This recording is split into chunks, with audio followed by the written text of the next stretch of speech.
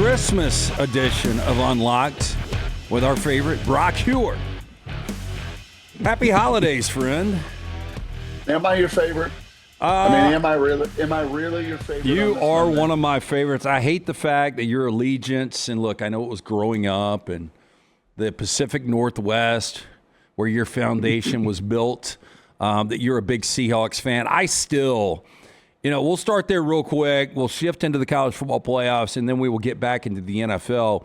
I still don't know how Thursday night played out. It seems so far removed because we've had so much football since. So we had a Friday night game with Alabama and Oklahoma. We had the 3 college football playoff games on Saturday, 2 NFL Sunday games, great NFL action yesterday. So really it's almost a distant memory for a lot of people.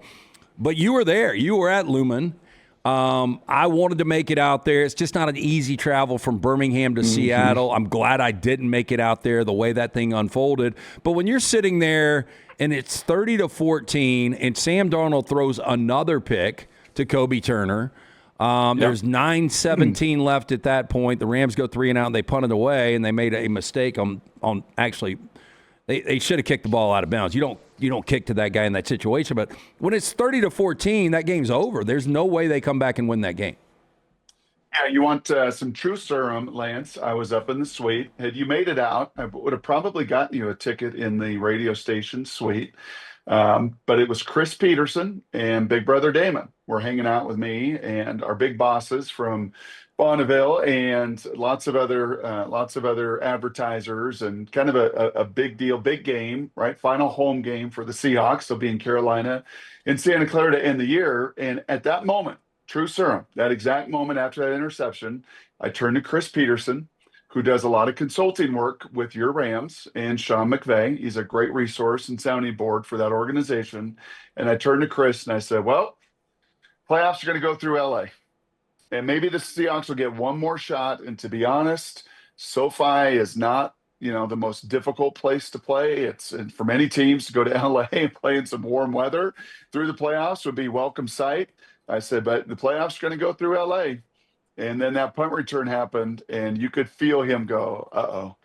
And then the 2-point after that first one, and that was a legit one, turns into a 1-score game. Then the whole place just went bonkers. It went absolutely 8 nuts bonkers in a way that I've not felt for 10 years. Felt like the NFC title game with the Packers. That was the last time in the building, and I'm not there for every game, but I'm there for a bunch of them. And that was the first time that it felt that way, honestly. It became unglued. And then the game sped up on Matthew for the first time, and then, craziness ensues, which always happens in that building in prime time. And then Sam had the possession of his life. He never had a drive like that on that stage in that moment in overtime with the 2-point. And yeah, it was a cool place to be. You'd have been bummed, but you'd have been like, damn, this place was freaking electric in a way that not many NFL venues are. I go back to week 15 where Sam Darnold throws 4 picks at SoFi, and they still have an opportunity on a, Jason Myers 61-yarder to win that game, which I just couldn't believe it came down to that because I thought the Rams had outplayed them and they were +4 in turnovers. And then you turn around and the Rams absolutely dominated. Like, it looks like watching those two, the Rams are so much better. But the fact of the matter is, in 2 matchups, they've only outscored them by 1 point. Yes, and I think the yards are separated by like 10 yards or something ridiculous. And that's with the Rams being +7 in the turnover in those 2 games. You're +7. You're usually blowing teams out in those 2 occasions. Didn't happen. But really all it did, Lance, was set the table for the next 3 days, because that comeback was indicative of the Tide comeback, indicative of the Bears comeback, and indicative last night of the Patriots comeback. All double-digit comebacks, right? 3 of them in the NFL, all in the fourth quarter, started earlier in Norman, but all 4 of those games, played out on Thursday, Friday, Saturday, and Sunday in much the same way. If you don't finish them and you don't step on your opponent's neck and you keep life in that opponent, that life could come back like Lazarus and come back and get you. Yeah, look, as we transition to the college football playoff, I will say with the Rams punting with 8.5 minutes left, up 16, I probably would have given the Seahawks a better shot of somehow winning that game than when Alabama was down 17-0 in the first half to Oklahoma. They had been outgained 118-12 in the first quarter. They had gone 3 and out on their first 3 possessions. Everything was completely out of sync. And it's not like this is a one-off. You go back, the offense struggled against Auburn. Offense really struggled against Georgia in the SEC championship. In that environment, on the road, I just didn't think Alabama would be able to rally at all. I didn't know where the points were going to come from. They got a nice pick 6 to tie it up before half, but how in the hell did that game flip like that? Yeah, that first score, right? You hear coaches say this, it's cliche. You hear coaches say this all the time, but it's true. Is again, I sat next to Damon and Chris. It was super fun just talking ball throughout that game. And much like on a 2-minute drive, right? Or an overtime drive, what do you have to have? The first down. Just get that first down. And you almost felt like once Alabama finally broke through and finally scored, like, ooh, okay. You know what? Drago does bleed. Just like Rocky IV. Always all comes back to Rocky IV. Once Rocky cut Drago in Moscow on Christmas Day, you knew that Rocky had a shot in the later rounds. And honestly, once they scored and it was 17-7, it just didn't feel as overwhelming. It just didn't. Seahawks scored 30-22, didn't feel overwhelming. Like, we got this. And then, you know what? You kind of felt, to me, from afar, I wasn't in that building, Lance, but you felt from afar like, okay, Oklahoma's starting to squeeze a little bit. Like they're starting to get a little, what do they say about pressure? Bust pipes makes diamonds. You started to spring a couple leaks and another leak and another leak. And Alabama's just championship medal. And I know Kalen hasn't won a title there. And I know there's not many Saban people, around anymore on the field, but they have done it, man. It's been title town. They got some of that championship medal, and to me, that showed up over the next 3 quarters. Boy, and speaking of Kalen, 8-2 now against ranked teams. I mean, look, and early on it's down 17-0. I think it was 4th and 2. And then we're easily in field goal range for Connor Talty. And at that point, I was like, got to take the points. Kalen DeBoer, at his root, loves to be aggressive on 4th downs. He goes for it. Brooks gets the catch there, and it's 17-7. Yep. And that was such a momentum swing for this Alabama team. But Ty Simpson playing at the level he played against that defense on the road, I still just don't understand. And your buddy Joel Klatt was on with us just an hour ago, and he said, this is a really, really, really good football team that just can't run the football. And it's hard. Correct. It's hard to be a really good football team that can't run the football. Yeah, and you know what's crazy and is to think that Ryan Grubb's roots are what? His roots are an O-line guy. Like O-line guys typically understand that, breaking a man and breaking a man's will at the point of attack and wearing them down and running out like that's the game. That's the DNA of just about every O-line coach I've ever been around as a player, as an analyst, as a coach. Like that's what they want to do. And that's just not Ryan Grubb's DNA. It's almost like, hey man, don't pigeonhole me as an O-line guy. I'm not an O-line guy. I'm a passing game guy. I'm a quarterback guy.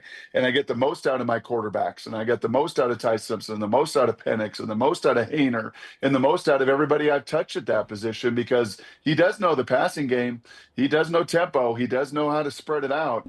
But yeah, you'd sure love to see them complement and make life a little easier for Ty Simpson, either through volume, Lance, right? Like my beloved Seahawks, they don't run it with any efficiency, right? They're like 28th in the league in yards per carry, but their volume, they stay with it. They take some of the pressure off Sam. Unfortunately, especially over the last 4 or 5 weeks, it feels like everything's on Ty in the passing game.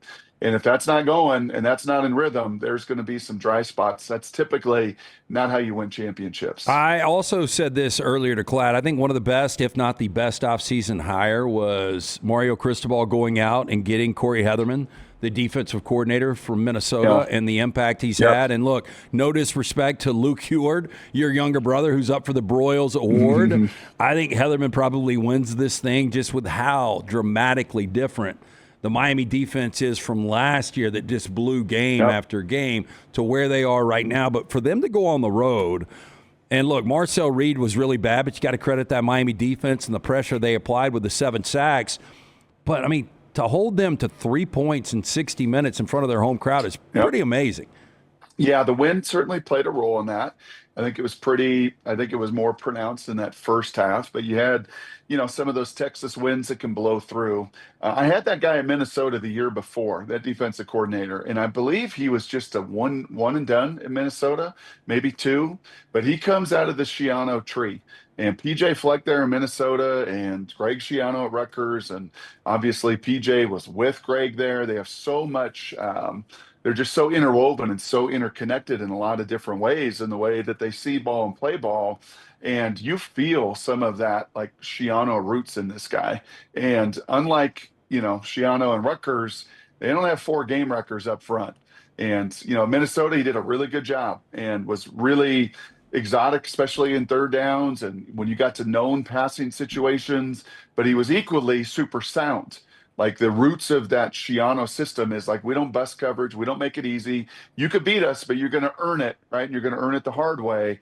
And then when you got elite talent, all of a sudden you get to passing situations and you just cut those guys loose and there's movements and there's stunts. And that young quarterback, Marcel, just looked rattled. The game sped up on him. Yeah, look, They sped up on him. initial, first glance, I said anybody that plays Ohio State, whether it's A&M or Miami, they're walking into a hornet's nest. They've got a mad on based on the fact that they lost that Big Ten championship game. So, Ohio State's going to be next level. But Miami, watching their speed on defense, if Carson Beck could have a complete game, Miami is as dangerous as anybody out there. I would agree. I would think that Ohio State watched that game and was like, "Come on, A&M, come on, come on, come on, find a way.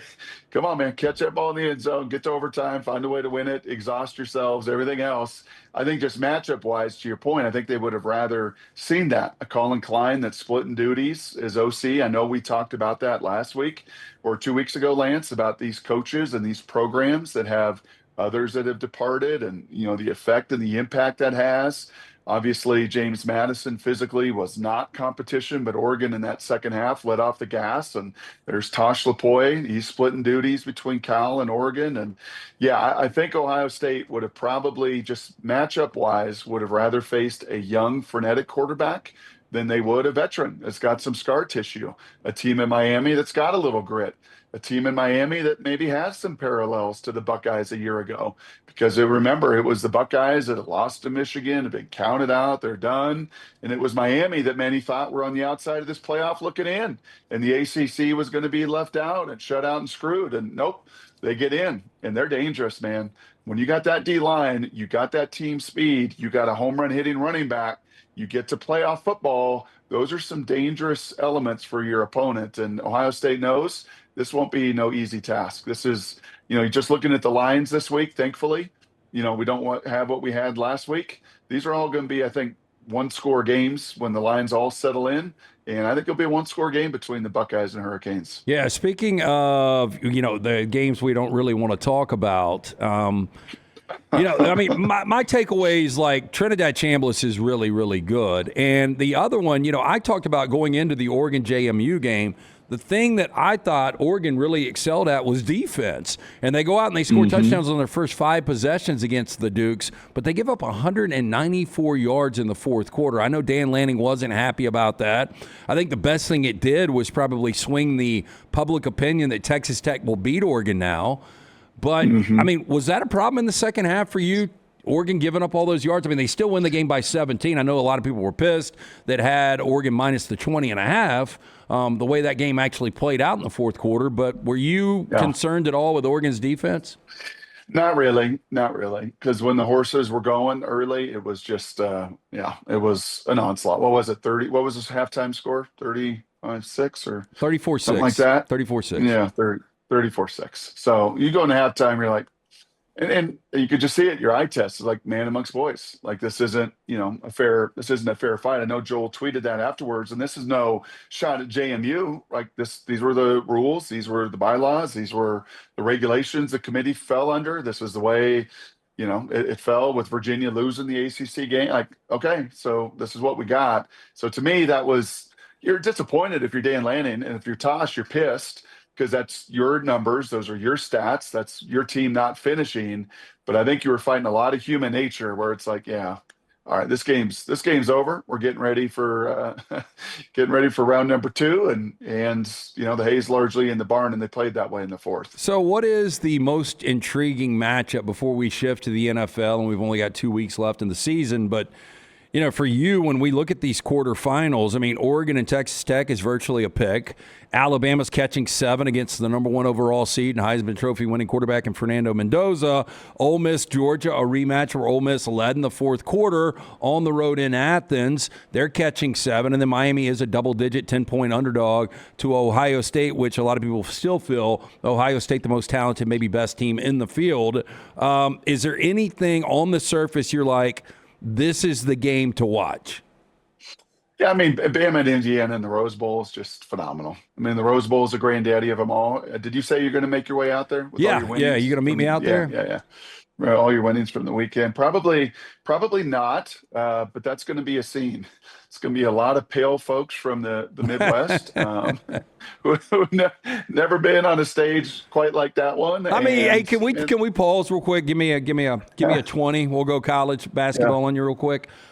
Sure. How are we in a world where Vanderbilt had the Heisman runner-up at quarterback, Virginia was a play away, and maybe Vanderbilt too, from us having Virginia, Vanderbilt, and Indiana in a 12-team playoff with teams like Texas and USC on the outside, Clemson on the outside, and how was Indiana the number 1 overall seed? I mean, like, what is this bizarro world we're in right now?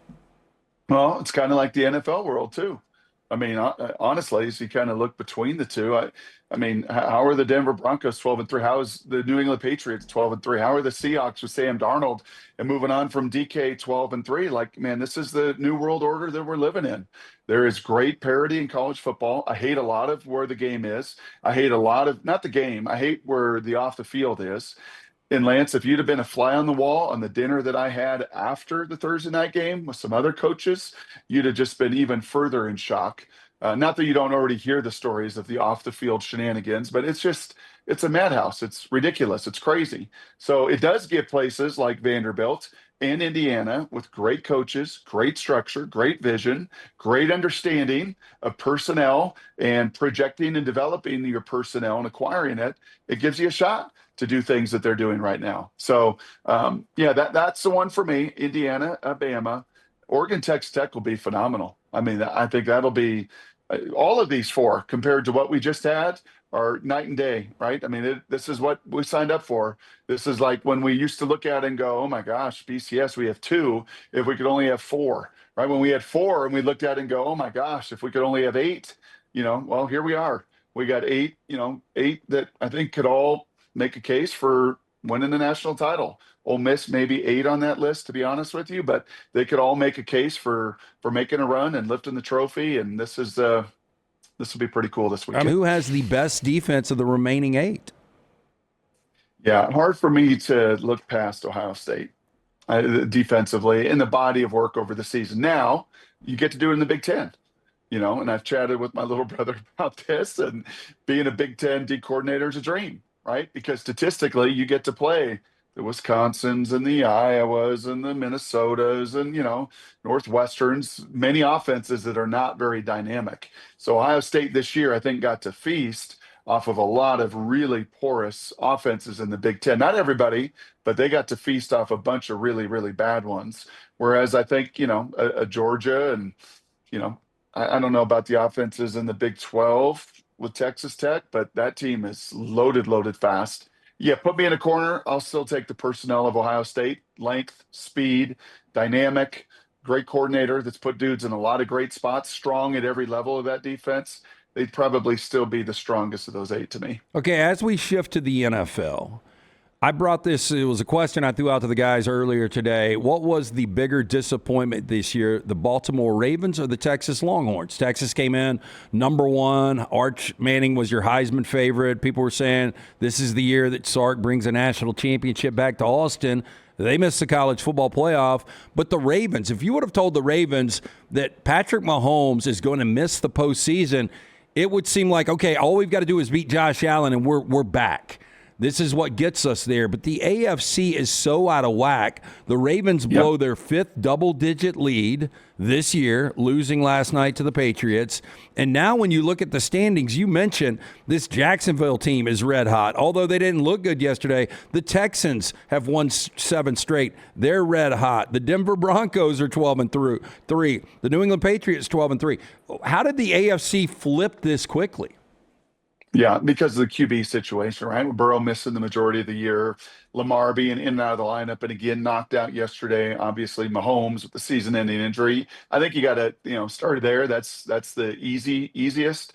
But as far as most disappointed between Baltimore and Texas, that's got to be Baltimore. Yeah, I agree. Mean, like they had their personnel coming back, right? Offensive line, defensive group. You got just about everybody back, and Lamar just can't stay healthy. We had Rich Gannon on our show earlier today, Lance, and he was great. And you talk to Rich, and he's kind of old school, but he's like, practice matters. It matters. And your mental and physical toughness, like that stuff matters. And I'm not calling Lamar in any way not mentally or physically tough. He is, but you got to be available. And like Sam Darnold and Drake May and Bo Nix, and guess what? These dudes have been available, and they don't miss practice. Right? Sam's not missed one practice rep from April with the Seahawks. I bet you Drake May has not missed it, and Bo Nix have not missed a practice rep going back to April. That's not the case with Lamar, right? He's just he's been banged up, and unfortunately, and I hope for him, Father Time is not catching up to all that contact he has taken in this league, because he's taken a lot of it. Is a real dual running threat that the league has never seen before. But yeah, man, you don't practice and you're not available. Things like this happen. Seasons unravel. And it certainly unraveled there in Baltimore in ways that, to me, of everybody in the league, have got to be the most surprising. So my biggest game yesterday at Lance's Lock was the Jags plus 3.5 on the road in Denver. Once I flipped that off, because it was just one of those days where I wasn't down in the basement with all the TVs on, I just was really focused on that game. Right when it ended, I flipped over to Pittsburgh and Detroit. And if you're like me and you only got the fourth quarter, that's all you needed. That was some insane football, a huge win for the Pittsburgh Steelers, terrible loss for Detroit. I know the officiating, very controversial, 2 offensive PIs, which you never see there in the final moments. First, let me start with DK Metcalf, because you brought him up earlier. This is I don't know the best way to describe him. Mercurial. I mean, unstable. Yeah. I don't know what a fan has to say for you to throw a punch at a fan in the middle of a game of that magnitude. I mean, what were your thoughts on that? Ultimately, I mean, the league's got to suspend him, right? Yeah. I mean, Derek Hall got suspended, and I don't think it was fully intentional, stepping on the leg of the Rams defender in the heat of the moment. If he's suspended for a game, the DK has got to be suspended for the rest of the regular season. Yeah. I mean, you can't, from a precedent, it doesn't matter what he says. Secondly, Lance, like, where were the Pittsburgh personnel? where were the people on the sidelines? How in the world do you let that guy, right? Because that builds. We only see the end of it, but that's building. This fan's talking to him, and DK's walking behind the bench. Like, where's your security? Where's people to be like, hey, DK, turn around. Nothing good here. Turn around. Like, nobody around. So he can go and as you said, just punch this fan right in the face. Insane. Thirdly, it shows you why Mike McDonald and the Seahawks moved on and pivoted from him. You can talk about all the acquisitions that the Seahawks have made in their draft class, phenomenal, and DeMarcus Lawrence and Cooper Kupp, incredibly valuable. But the move away from Geno and the move away from DK are as big a feather in the caps, and why they're 12-3, because that dude is just unstable. Right? Mike McDonald has their slogan and their culture in Seattle is MOB, mission over BS. And unfortunately, with Geno and with DK, there's just a lot of BS. There's just a lot of, you're emotionally hijacked.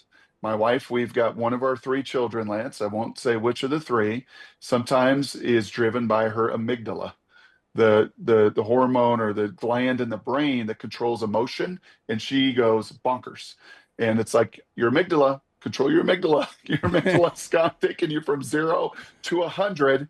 And DK got no amygdala control, no emotional control, and it's why he's not a Seahawk and probably will be suspended, I would think, these final 2 games. Okay, so big game potentially for your Seahawks and for my Rams tonight with the 49ers on the road at Indianapolis. I mean, I need one of two things to happen. I need the 49ers to lose tonight, or, that would set everything back, because then San Francisco could beat you guys in week 17, and then everything comes back through LA. Or obviously you guys going East Coast again, where you never lose, to play Carolina, coming off a big win yesterday over Tampa, would need you to lose there. 49ers at Colts. 49ers are not even complete, are even close to complete right now. The job Kyle Shanahan has done this year is miraculous. They're sitting at 10-4. They still have an opportunity, if they win out, to get the number 1 overall seed. I mean, the Phillip Rivers that you saw last week against your Seahawks, was that adrenaline? It wasn't really good. A lot of the passes were fluttering. He was falling in the pocket on his own. Do you think we see a worse Phillip Rivers, or would 1 week give him a little bit more to get acclimated, and he's playing with more confidence going into this game? Yeah, I think you see a better Phillip for a couple reasons. He doesn't have to face that Seahawks rush, right? The Niners are down everybody. They don't rush the passer well at all. Losing their first-round pick, Michael Williams, losing Bosa early, losing Fred Warner. And as much flowers as should be thrown at Kyle, I think Robert Saleh, honestly, deserves, if there was a Broyles Award for Assistant Coach of the Year in the NFL, it's that guy. Because what they're doing still defensively without their dudes, Kyle still has Christian and Brock and Kittle's back, and most of the O-line's intact. So he's had most of his pieces that he's, played with. For Saleh to come in here and just cultivate belief and, doing what they've done defensively, stopping the run, that will be the key tonight. Can Jonathan Taylor run? He did in the first half in Seattle, and they were up 2 scores at one point in that game. And I think in the Dome too, that will help Phillip. Not facing the kind of rush. Yeah, I'm really rooting for those guys. I'd really like to see Phillip and those Colts get it done versus San Francisco, and just kind of, holy cow, man, our division. Right? Seahawks, the Rams, Niners, all clinched already going into the final 2 weeks of the season. Not a better division in the NFL, not even close. Well, look, before we wrap up here on Unlocked, just want to tell you how much we appreciate you. What a fun year it's been. We will be back at some point. I'm scheduled to be in LA next week, but we'll find a time, hopefully, to be able to do another edition of Unlocked. But just Merry Christmas to the Huard clan. I know it stretches wide across the United States, but we appreciate everything you do. Really do. Lance, I love it, man. Every one of these Mondays, this is, this, doing a radio show for all these years as we have, you kind of playing things out and, okay, how's this going to go? And when you've got guests that we have on our show and we look forward to chatting with them, and you could feel it. And I look forward to this every Monday. And, it's because of you, man. It's fun hanging with you. You're great at your job. All you guys are on the next round. So kudos to you for all y'all got rolling. Keep it going. Keep the tide rolling. And we'll do this in the new year, my friend. It's going to be fascinating to think that we come down to this little sliver that is left of football, but our teams remain. For Alabama fans, they're still out there against the number 1 seed. So we've got a lot of great stuff, great material coming up for you. But again, Merry Christmas. We will talk to you next week. That is Brock Huard, another edition of Unlock. Like, subscribe. We would appreciate that. Have a Merry Christmas.